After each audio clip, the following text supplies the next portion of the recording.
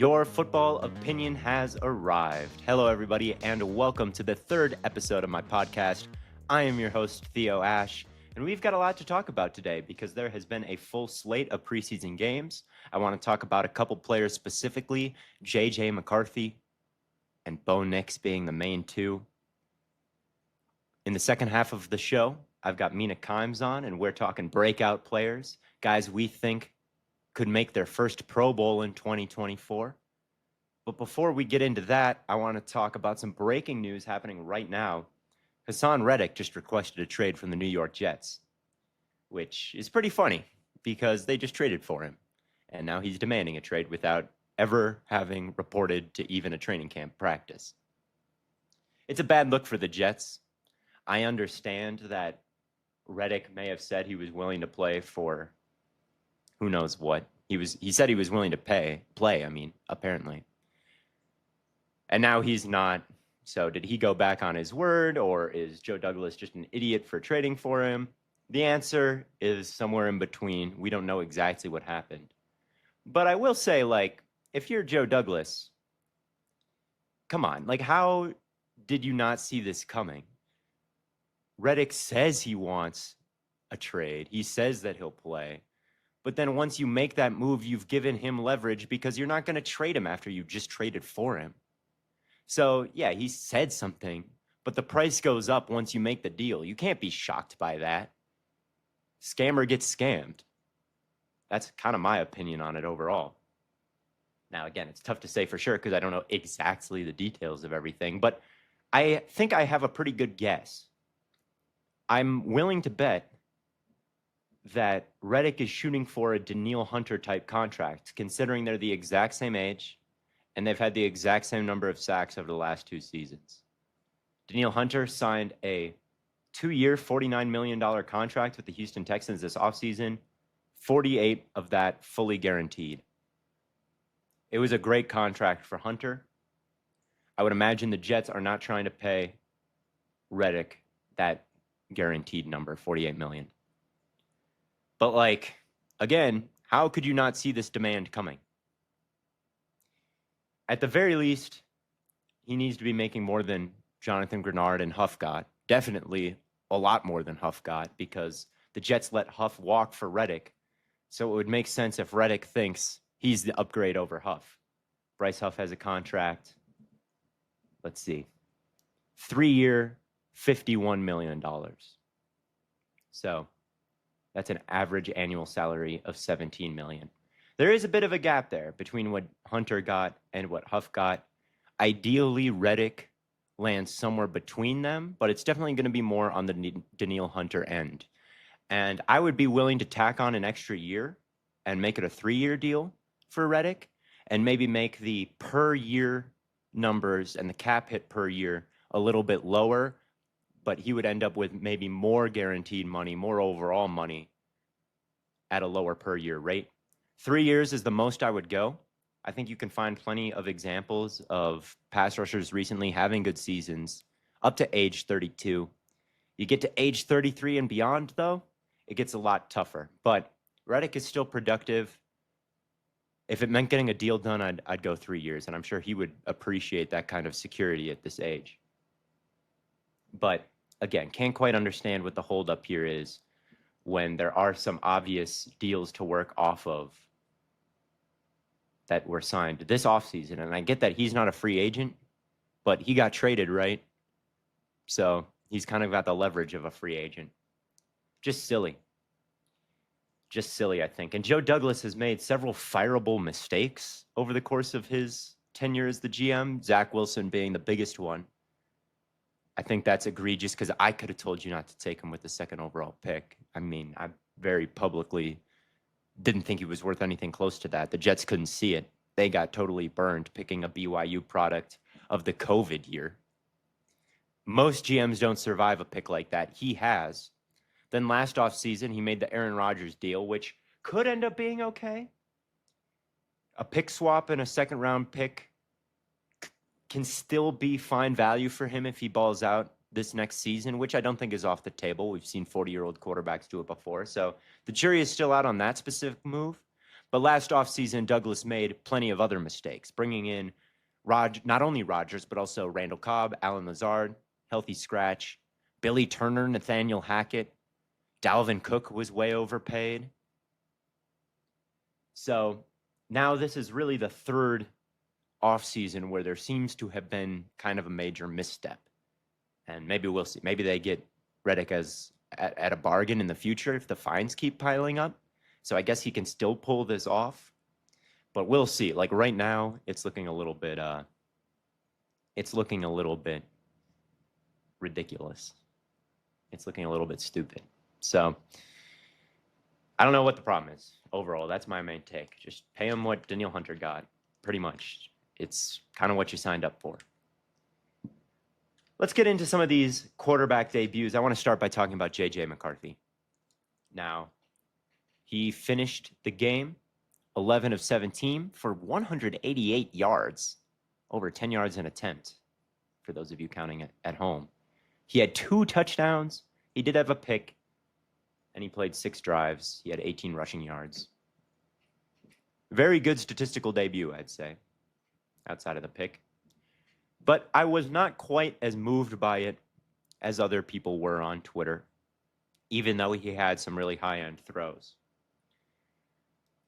His preseason debut looked a lot like his time at Michigan, and I think when it comes to judging how he performed against the Raiders, you really are going to fall back on what you thought of him coming out of Michigan. What was good about it? Well, the best throw that he had, in my opinion, happened when he was under heavy pressure from a dog blitz. Both linebackers came downhill. The running back took one of them.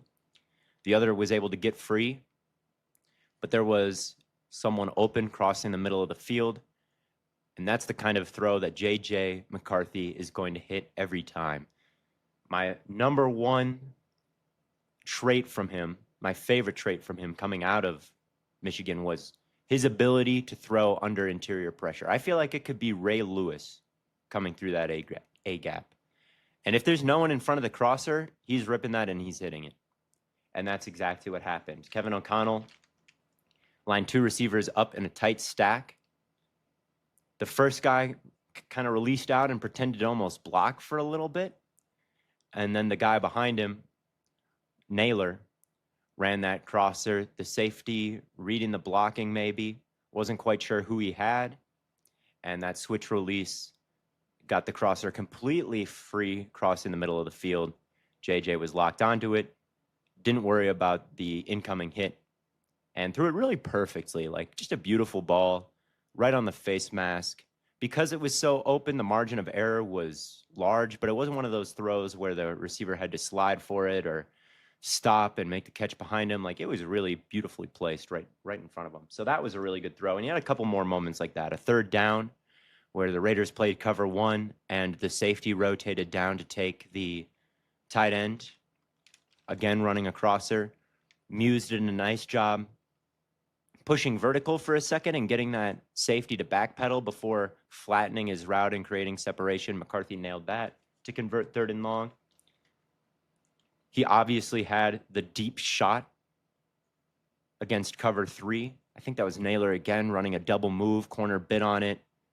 McCarthy had all the time in the world, was able to relax, get the throw off, perfect accuracy. That was very nice to see. So there were certainly a lot of good moments. There was also a smash concept that he hit against cover 2. It was pretty open, but you still got to layer it in there above the corner in front of the safety, and he hit his guy right in stride and let him out of bounds. No bad hit or leading him too far inside or anything like that. So just his overall highlight cut up ended up being very impressive. And overall, I think he played good. But again, those are the kinds of throws that he would hit at Michigan all the time. And I still didn't love him as a prospect because of the way he only threw to his first read a lot of the time. And I didn't see a lot of examples of him reading the first thing, moving to the second thing, moving to the third thing, like moving really well in the pocket. He did have one of those moments early in the game. He stepped up and found the backside dig. So that was another promising throw from him.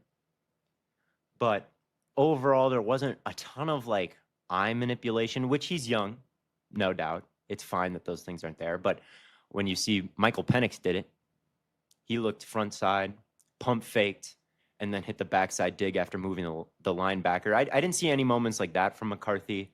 And a lot of these big time throws happened against blown coverages when the backups were in. The only drive that he played against any of the starters was the second drive of the game when the defensive line was all backups. The linebackers and secondary were still the starting units. But that's when he threw a pick. And on that pick, he was rolling out to his right. He was on the move, threw it. I'll give him a little bit of slack because his wide receiver kind of drifted upfield and made it easier for Jack Jones to undercut it. But I still think even if the receiver was running perfectly flat to the sideline, that ball would have been still too far behind him. So the fact that he threw that when the starters were on the field definitely limits how good I feel about the game overall. A lot of blown coverages, a lot of wide open windows. Again, I can't take away credit for hitting open things, but the degree of difficulty against the Raiders' backups, not that high. They were able to get in 21 personnel with a fullback and run the ball a lot. I was a little bit concerned for the Raiders' linebackers. They seemed to really struggle with the idea of a fullback creating an extra gap, and running backs would just initially start to the fullback side and then cut back, and there'd be no one there. That happened a couple times, and there were several big runs. So McCarthy could lean on the running game. He could lean on wide receivers being wide open in the scheme. And that was the kind of thing that concerned me at Michigan. Like, okay, how will he translate to the pro game? After the preseason performance, I'm having the exact same thought. Like, okay, that was good, but how will that translate to the regular season if he's throwing picks when the starters are around? And he also almost got stripped. There was a sail route, or another smash concept, I should say. Not a sail. But the wide receiver was breaking out towards the sideline. There was tons of open space. McCarthy was looking at it, but he seemed to mess up his footwork on the drop back, and it was kind of awkward, so he didn't throw it. He moved on to the backside, which was nice to see, but he missed an explosive gain already. And then he brought the football back when he was under pressure. And it was one of those situations where the replay booth had to determine, was it going forward, or was it just an incomplete pass or a fumble? Still, very lucky that wasn't a change of possession right then and there with really awkward footwork and turning down an open read. So there were enough ugly moments where I was like, okay, if he went in against a starting defense right now, I still don't think it would be like great or anything like that. But if you liked McCarthy as a prospect and you loved everything he did at Michigan and you thought he showed enough, I think you're also going to love this preseason performance because it looked very similar. It looked very similar, and he put up numbers. I've seen Viking fans say that he can be Brock Purdy. I don't disagree with this. I don't think it's a horrible comp. But I will ask the question, what does that make Sam Darnold? Because he looked great. He looked awesome in that first drive. He was hitting elite throw. It seemed after elite throw, he hit a dig route over the middle, layered it beautifully over the linebacker, down in front of the safety. He let that ball go just, I think even before the route was breaking. Just gorgeous. Exactly what you look for. McCarthy has still got a ways to go, I think, before he's able to hit a throw like Darnold hit on that first drive. And that was versus Max Crosby and Christian Wilkins, who were out there. Darnold hit a throw where he stepped forward and hit his running back's like back foot. So he kind of slipped as he threw it. And it was still like a perfect dime on an outbreaking route. Even the incomplete pass in the end zone was, I think, a well-placed ball by Darnold, just better defense. And the corner got a PBU. So, if Brock Purdy is J.J. McCarthy, I'm wondering maybe is Brock Purdy Sam Darnold? Because Brock Purdy's whole thing was there was this presumptive starter that the team spent a high draft pick on, but Purdy got the job and never gave it back. It's like, could Sam Darnold be Brock Purdy then? Because McCarthy looked fine, but Sam Darnold looked great. And this is an offense where I think a quarterback who maybe is just okay can really succeed at a higher level than maybe they could in other offenses. So if Sam Darnold gets the first crack at it, and I didn't see anything on Saturday that made me think he wouldn't win the starting job, like could he be overly impressive and then create kind of an awkward situation where it's like, oh man, Sam Darnold looks a little bit too good? I think that thought crossed my mind, which is obviously a good problem for the Vikings to have. Both quarterbacks performed very well. So overall, it was Viking fans should feel pleased about the way the quarterback room performed as a whole. Darnold looked ready to start week 1. I don't think J.J. McCarthy quite did, but he showed promise, and he gets to sit on the bench. So if I was a Viking fan, I would be very, very happy. Let's get into some of these other rookie quarterback debuts. I want to focus on Bo Nix here for a second. Did an efficient job. He played for 5 drives. The Broncos scored on 4 of them, and he completed 15 of his 21 passes. So those are all good numbers. However, I don't think the film is as impressive as those numbers suggest. And I think the hype I saw over his debut on Twitter was a little bit overblown. The biggest problem that I had with him, and really the only problem that I had with him, was his footwork. The first play of the game, he tried to hit a stick nod against cover 3. He started looking on the other side of the field and then was just a bit tardy getting his hips around to throw up the seam. Thought that was a little bit slow. And then he led the receiver into some contact. That was a bit ugly. Next play hits the top of his drop and takes off running forward, feeling some pressure from Latu. Throws an outbreaking route that is capped by a defender. If he's going to throw that, I'd like to see a slide and maybe a target to the back shoulder of the receiver to keep him away from that contact and give it a chance to be completed. And overall, I counted about 10 times over the course of the game, I think it was exactly 10, that he threw without his feet set at all, which was sometimes justified and sometimes not. On the throw to Sutton where he scrambled, I thought that was all good. There was a bit of a protection issue in front of him. I think somebody fell over, but he could see Cortland Sutton kind of in the process of winning. He just basically swam over his defensive back like an edge rusher, Cortland Sutton did, and then went over him, which took a little bit of time to complete, but once it happened, he was wide open. Nix bailed out to that side and hit that throw. That was a valid time to take off and run, I think. But there was also a time before the first half ended where he was looking at a smash concept, something I've described plenty of times in this episode before. J.J. McCarthy hit one, Sam Darnold hit one, J.J. McCarthy missed one, and he missed one. It was wide open, I thought. The safety was staying inside the outbreaking corner route. The corner was down in the flat. Like, this is one I'd really like to see him rip, especially with his A-dot as low as it was in college. I don't want to see him turning down open looks downfield at all, because that was one of my concerns with him. He turned that down, but he didn't hit the check down, no. He took off running forward when he could have just calmly slid up and gotten his feet right, and then threw on the run, going north and south, to a double-covered backside dig. And usually I love when the backside dig gets thrown, but not when you're passing up open opportunities downfield. And then shortly after that, he ran right into the waiting arms of a defensive tackle, like just took off right towards him. Again, like full sprint going forward. And then right as he was about to get sacked, he hit a jump pass to hit the shallow cross, and it ended up being a fine play. But that's, again, one of those times where it's like, okay, against the Colts backups, you can get away with that. But if that's the kind of pocket movement that you're providing every Sunday, you're going to be in some serious trouble. You're going to be in some serious trouble. So that was one thing that Nix will really need to work on. And I thought Stidham may have actually outperformed him.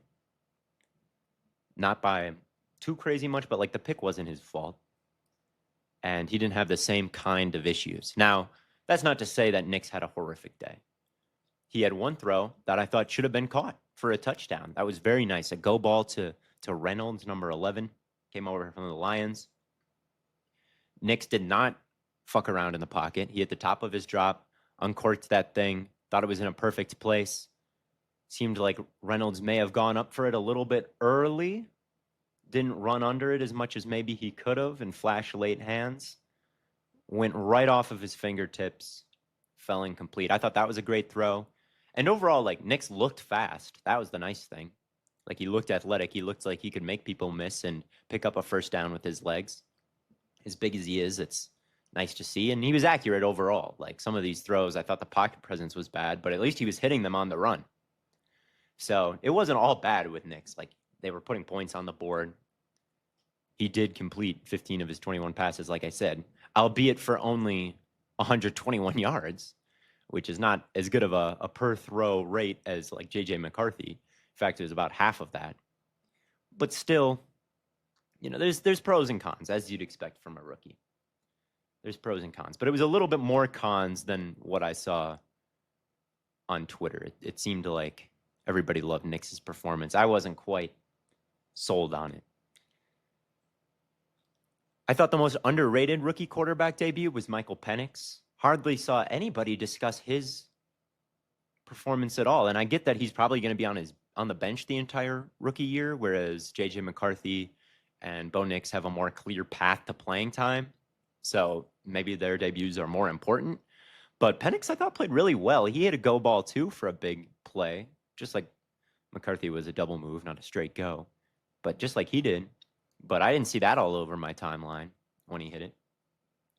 And he had a similar play to what I'm describing with Nix and McCarthy, where there was a smash concept with a backside dig attached, and he pump faked the front side concept, moved the middle linebacker, and then instantly threw that pass to his wide receiver Washington crossing over the middle. I thought that was one of the most, if not the most impressive throws that I saw any rookie quarterback make, including Caleb Williams, who I think had the best debut.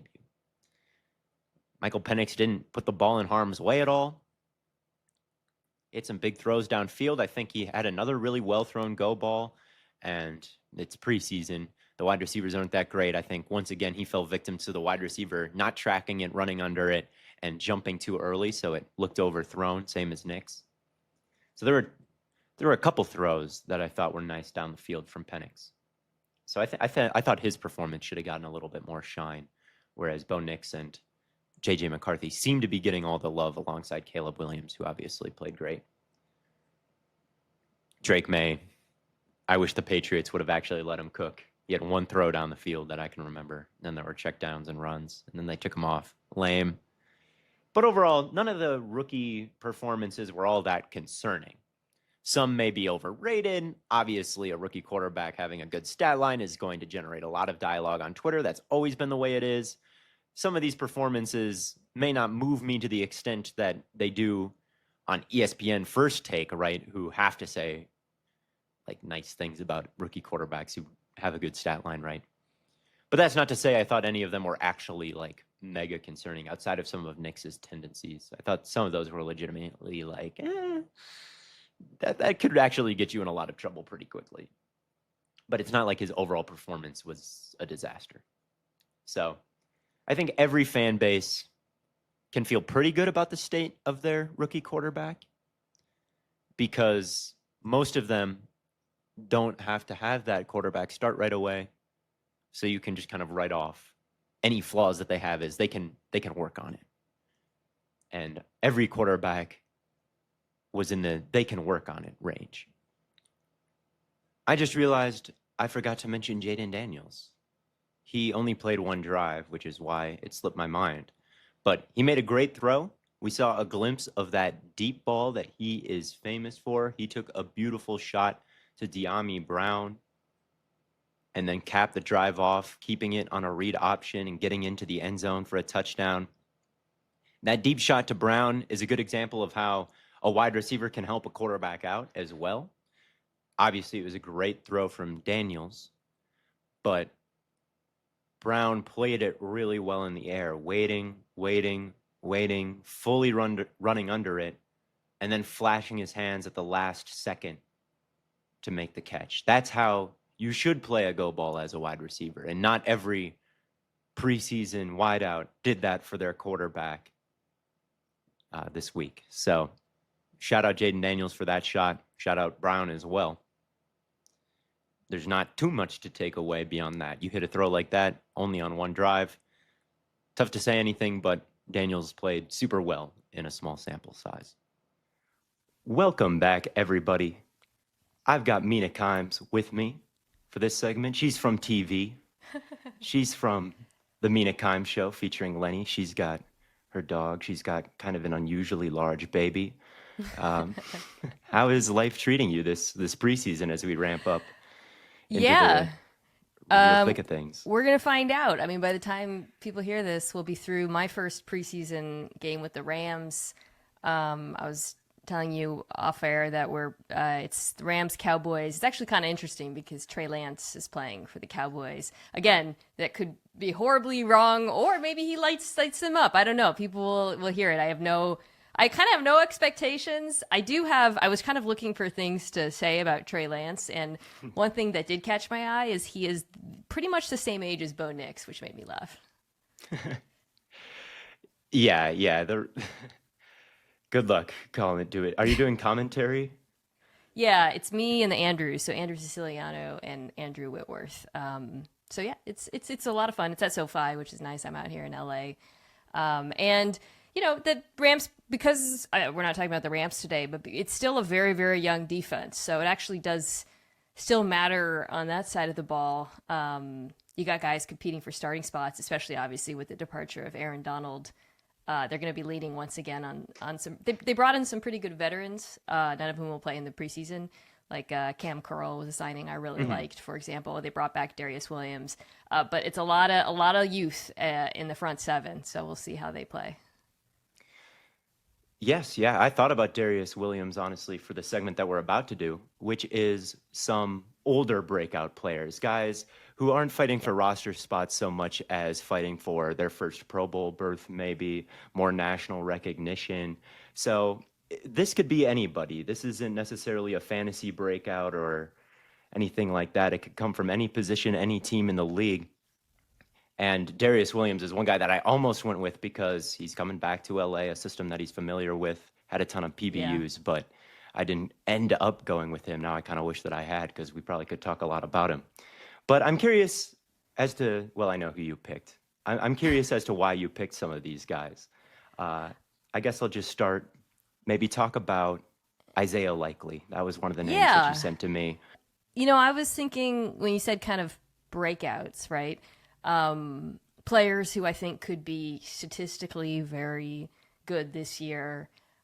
Players who, like you said, I feel like will get more national recognition. I don't know necessarily Pro Bowlers, but I think they're going to be the kind of players who, like, people who love football and watch a lot of football are going to come out. My feeling was, will come out of this season saying, wow, he was awesome. He really took a step forward. And Isaiah Likely, some people would argue, already broke out, right? His first year in Baltimore when Mark Andrews was out, he really emerged as the number one tight end in Andrews' absence. Lamar Jackson loves throwing to his tight ends. And I liked Likely. I really loved a lot of what he showed his first season, particularly the speed, the athleticism. I thought he showed excellent ball tracking, made some contested catches. He is, I think, about a pretty slimmer build than Andrew, so I think they have kind of different skill sets. He's got excellent height on him, and he also plays with a ton of confidence. I mean, I feel like the number of times I saw him throwing up the mailbox to Lamar saying he was open, including once when he really wasn't in the playoffs. Including once when maybe he shouldn't have done that. Yeah. Yeah, but I kind of like that quality in a young tight end. And I also think, man, with him and Andrews on the field together, like when they were on the field together in sort of a limited sample size, it looked really, really good. I really like it also, Theo, for this offense in particular, the Todd Monken version of the Ravens, because that 12 personnel grouping, much more than when they go heavier or when they were in 11, has a pretty even run-pass split. So you're really compromising defenses. You're creating a lot of uncertainty. Obviously, they run a lot out of those looks, and you're going to get really good mismatches. And I feel like likely could be the beneficiary of those mismatches, whether he's on a smaller DB that he's got height on or a slower linebacker. To me, like, he is a guy who will really, really, really benefit from what the Ravens are able to do on the ground and the way that they can force defenses to play in certain ways. Yeah, and there's even with Andrews coming back, I love the 12 personnel point. They can live in that all damn day because Zay Flowers is really the only big time wide receiver I'd say that's there. So if you want to get your best 11 out there, they're going to need to be in 12 personnel or even 22 personnel, right? With Ricard out there as well or something like that. So I 100% agree with you that him and Andrews is a really unique pairing. And the Ravens have always been built in kind of a unique way. And players like that have a chance to shine there in ways that maybe they wouldn't in other offenses. And Isaiah Likely, what I'll always remember with him is it's just so much proof that the combine lies. Because I remember watching him at Coastal Carolina, and he was scoring 70-yard touchdowns. He was a real explosive play threat. And then he went to the combine, like ran really, really slow, tested horribly. And then he gets to the league. He looks super athletic. He's jumping over everybody. He's breaking away big plays at a crazy rate for a tight end. So he can maybe split out and play a little bit wide receiver, like in line, a little bit of everything for that offense. So I completely agree with you. Like, he is in line for a big target share in an offense with an MVP quarterback. Yeah. And a quarterback who, like, success in that offense, from a receiver standpoint, you got to do a few different things. But one of the things you have to do to really, I think, and this is something we've seen with Mark Andrews over the years, is when Lamar Jackson extends the play, find ways to get open and make yourself a quarterback-friendly target. And that is something we have already seen with Likely. I mean, some of Lamar's most exciting broken plays, you see when you watch the dots, Isaiah's like going like all around the field, like kind of, and then works back to him. But that ability to almost like, because every play almost has like two plays built into it, there's the first, the original play. That is so important to have success with him, and I think it's a big part of the reason why he has been involved in some unusually large plays for a young tight end. And he's also a tight end. Like, that's the other thing. I love breakout players like tight ends entering years 2, 3, 4 because the position it takes a second to learn and get a feel for it. And the fact that he's already shown this much at a young age, I think is pretty exciting. I've got a breakout player that's kind of in a similar spot. Perhaps somebody who has broken out already but hasn't gained a ton of national recognition. It's Blake Cashman, who just made the switch from the Texans to the Vikings. I think that Cashman had a good season last year. He ranked pretty highly. I think he was top 5 in FTN Fantasy Almanac's coverage success rate statistic. He has some juice going downhill. He's explosive. I think he's got a bit more bend than your average linebacker. He was involved with some stunts where he was able to really turn a tight corner and beat tackles and get to the quarterback. And in this Brian Flores defense, that's the exact type of player that you're looking for. And D'Amico Ryans' defense isn't the exact same, but I saw Cashman doing a lot of the things that he's going to need to do in this Flores system, like lining up in the A gaps, mugged up on the line of scrimmage and carrying the number 3 vertical. I've seen him do that. He's got that kind of athleticism to him.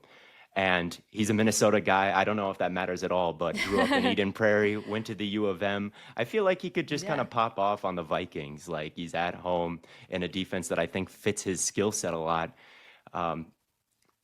He could rack up some sacks, some big plays, some havoc plays, and get more recognition than he did last year when he definitely had his career season by far. You have any thoughts on that pick? Yeah, he actually swung by at the Super Bowl. He was kind of walking around Radio Row, and I had him on along with you on my YouTube channel. If anyone wants to go check out the interview, it was one of my favorite interviews I actually did was with him. And I talked to a lot of players, Myles Garrett, Denzel Ward, really exciting ones. But I was like, damn, Blake Cashman really knows ball. Like, that was I just got such a positive impression from the way he talks about football. He was talking about, playing, we were really focused on the San Francisco 49ers being the Super Bowl.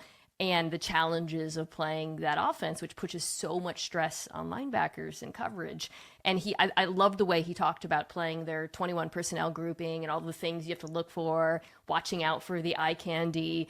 He just struck me as a very cerebral player, which is so important now to play off-ball linebacker in the NFL, to have that skill set. I also like, for the same reason that I like tight ends as breakout players in years 3, 4, whatever, I actually feel exactly the same about inside linebacker, right? Because that's another player where guys come into the league and we see so often now they struggle. It's hard.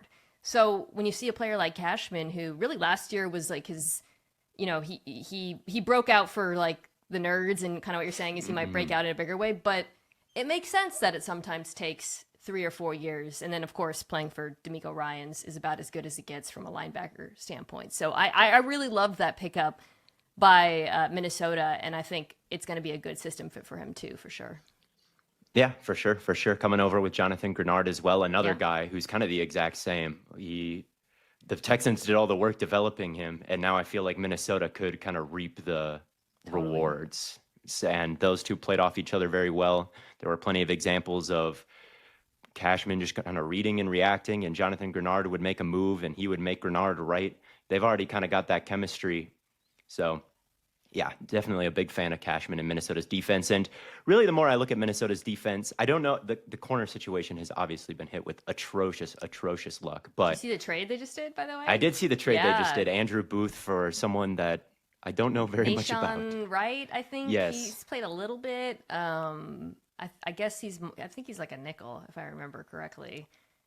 But yeah, Booth, all their picks have really, some of it has been very out of their hands. Obviously, there's been tragedy too, but it's just Flores, is doing what he can back there. He has a lot of help, I think, up front with the two players that you mentioned, and Andrew Van Ginkel, I thought, was a really good signing. Very good signing. Yeah. Very good signing. He's another one.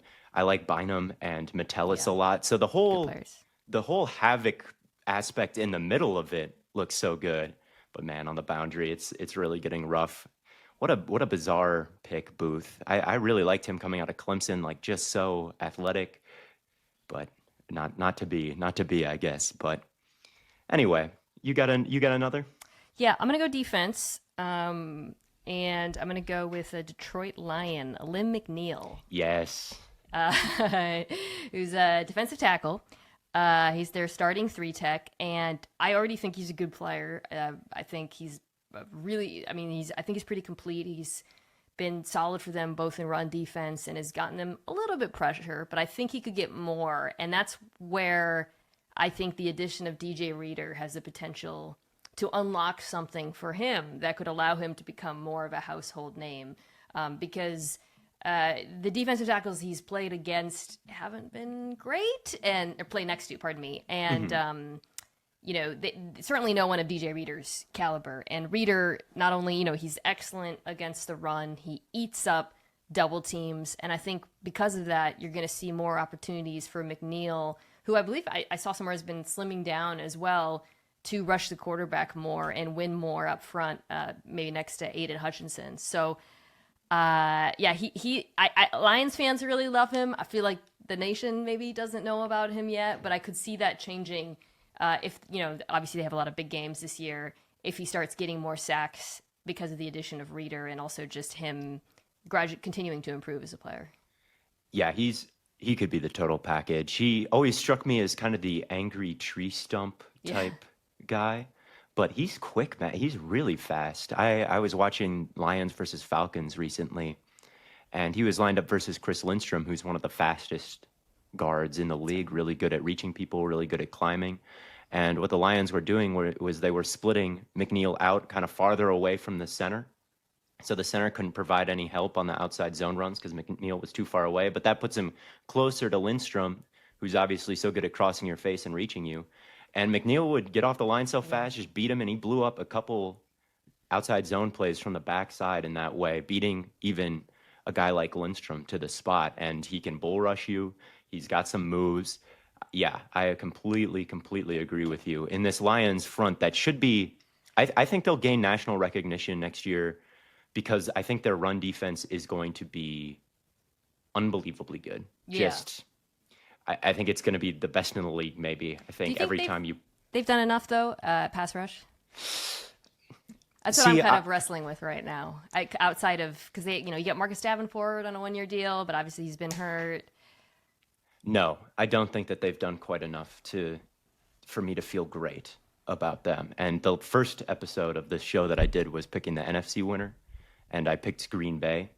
And a big reason for that is the pass rush. Like, who is that second guy outside of Aiden Hutchinson? I think McNeil is that guy for a defensive tackle, but I think a breakout for him looks like elite run defense and like 7 sacks or 8 Yeah. sacks, right? Which might be all they need, right? Like, if Which you get might be all they even need. That, yeah, I think that would be close. Assuming that the improvement in the secondary is kind of what everyone expects. Which another thing, like, I feel like everyone's just like writing in like Terrion Arnold, year 1, Carlton Davis, it's fixed, mission accomplished, and I'm like, is it fixed? And I really love Terrion Arnold, and Brian Branch was elite last year, but that's a rookie and a guy in Davis who's not coming off of it's hard to get worse than last year, but I do think there might be a little bit of an adjustment period. I 100% agree with you that the pass, when teams drop back to pass against the Lions, it's not going to be as tough of sledding as it is against some teams because of the rookies, because of the lack of edge talent outside of Aiden Hutchinson potentially. They've done enough where it could be fine, and I think they could win the Super Bowl. I do, but it's going to be, they've done just enough that I can say that. If it was any worse, I'd be like, no. But Aleem McNeil is a big reason why I think it's possible. I love that pick. I really do. He is an X factor, not only for the Lions, but for the whole NFC North, for the whole NFC, for the whole league. Like, his pass rush prowess might determine a lot in the playoffs. Totally agree. One guy that on defense that I love is Nate Hobbs, the nickel corner for the Raiders. Yeah. I've liked him for a long time. After his rookie year, he was pretty lauded. Like, he had a great rookie season, and then since then has kind of fallen off a little bit. But I think the Raiders' defense, and specifically their secondary, has been such a disaster that he's kind of bounced away from the slot where he's so good and tried to defend these bigger boundary threats where his size isn't as much of a problem for them. He's not the most fluid, so he's had a bit of an issue on the outside. But what I like about the Raiders' defense this year is their pass rush. And when I was thinking about corner breakouts, I was thinking about Emerson last year, and I was thinking about how good the Browns' pass rush was and how those two things are tied together. So if you're looking for a corner breakout, I was like, okay, what pass rush is going to break out and make things a lot easier for them? And that's the Raiders right now. They've got Max Crosby, which gives you a good baseline level of success in terms of pass rush. And then they've added Christian Wilkins. Malcolm Kuntz is a very talented player, very gifted with the bend and the easy speed to power that he generates. So they're going to be able to get after it. And I like some of the bodies that they've added in coverage. It's a little rough, certainly, but I am a Jack Jones fan going back to his days Who's at south side ASU. opposite Jack Jones, though? And I like DeCamarion Richardson Okay. out of Mississippi State. He was a good rookie. Richardson. He might get picked on. He's not my breakout. But if they can get those two on the outside and just have them stay there and let Nate Hobbs focus on the slot, he is such a good player there. Unbelievable run defender for a corner. Really instinctive, sorting through the screens and the mess in the middle of the field. Like, he watches tape, you can tell. And things like motion limit your playbook, and he kind of knows what you're going to run. So he had a great play versus Tyreek Hill where he went in kind of that short motion and then like whipped out back outside and tried to catch it in the flat. Nate Hobbs absolutely all over it. Of course, he made the tackle in the flat because he's a really good tackler. And I think someone in this secondary has a chance to really eat behind the pass rush and really chart well.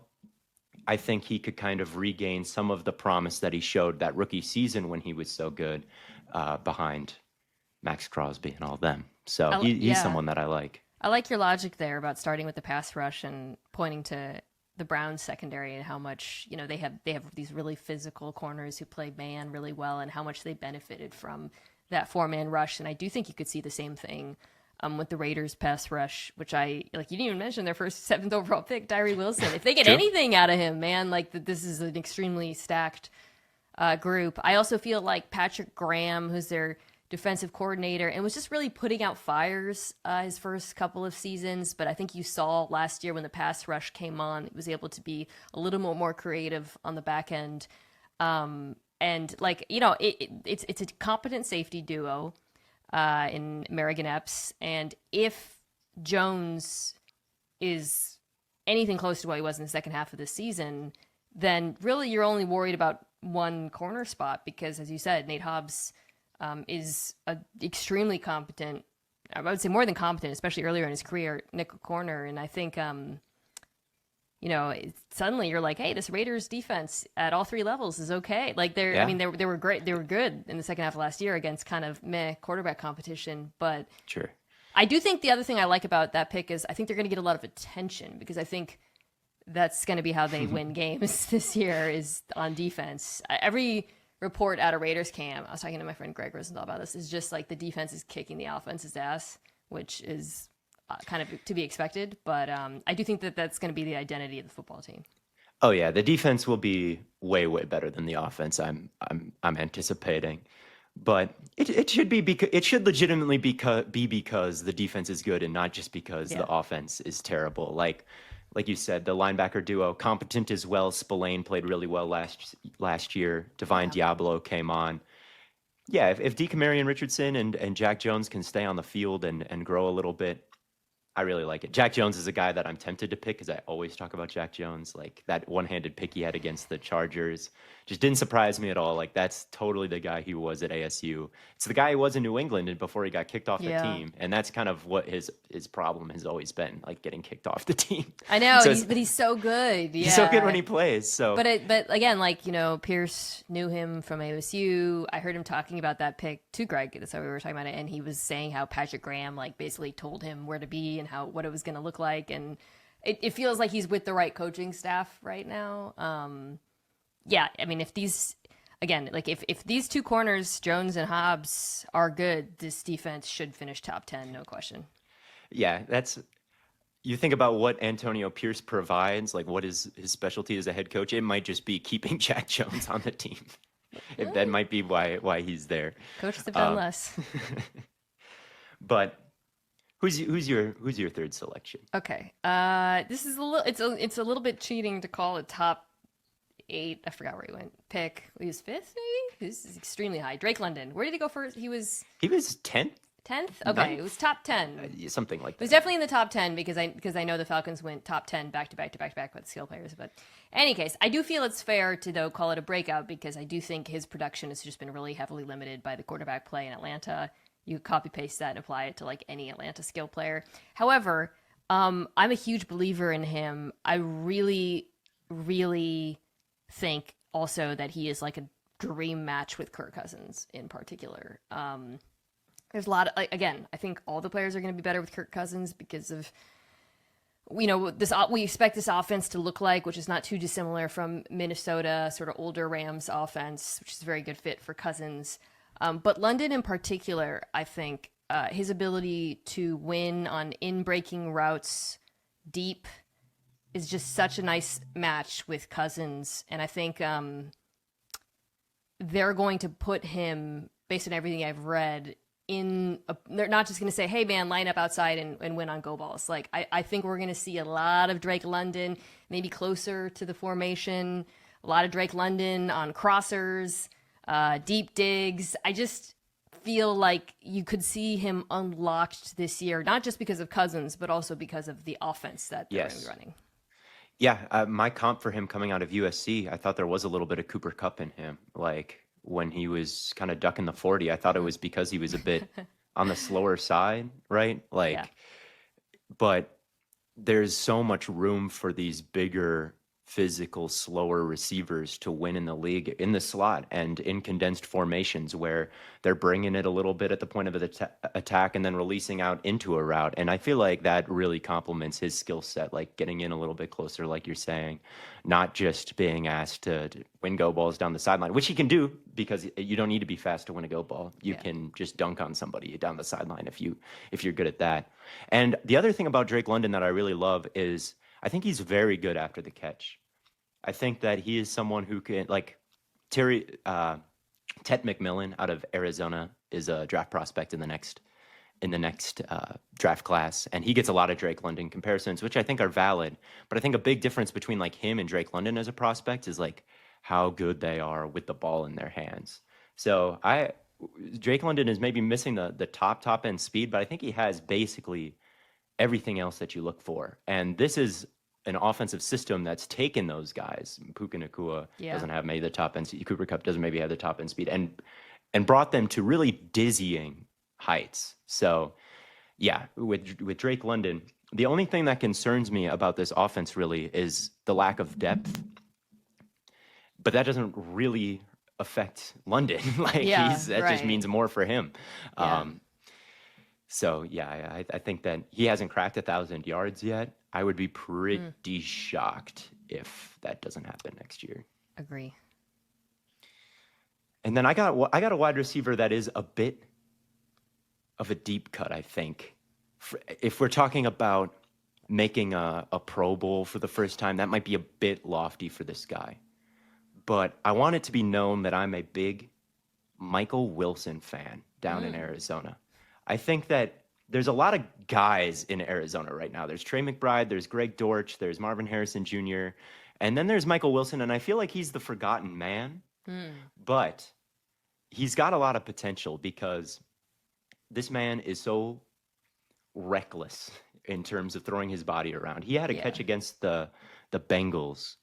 It was a cover 2 hole shot, and he reached up and grabbed it over the flat corner and then rotated and took this massive shot from the safety. Held onto it. I thought it was one of the best catches I saw all year. He had an extremely low drop rate, extremely high explosive play rate last year, Michael Wilson, 9th in the league. And he produced in really unideal situations. He was healthiest in the beginning of the year when Kyler was hurt, and it was the rotating carousel of backups. He was doing very well for himself. And then just when Kyler gets hurt, or Kyler comes back, he gets hurt. Takes him a little bit to build up the chemistry. Like they were just not on the same page at all when Kyler came back. But the last 2 weeks of the season, he got back more to the beginning of the year form. And I think a physical guy like this who can make all these tough catches, he's got really good first instincts after the catch, could prove to be like a very good wide receiver too in this offense. I agree. I thought he was definitely one of the bright spots on this team last year. And I think he's going to be a huge beneficiary of the situation for a couple of reasons. One, I think defenses, and you saw this some last year, are going to be really, really dialed in on stopping this Arizona rushing attack. They are extremely good at running the ball. They love to run the ball. They are going to come. They play a ton of 12, 13 personnel. And I think in their 12 grouping, you see Harrison Jr. and Wilson. So I think there's that aspect of it, which is, he's going to get a lot of one-on-ones. They're going to face a lot of stacked boxes. But I also think Harrison Jr. is either going to get double-teamed or teams are going to put their biggest corner on him. Guess what? Michael Wilson's huge, too. True. Like, Harrison Jr. is, like, gigantic.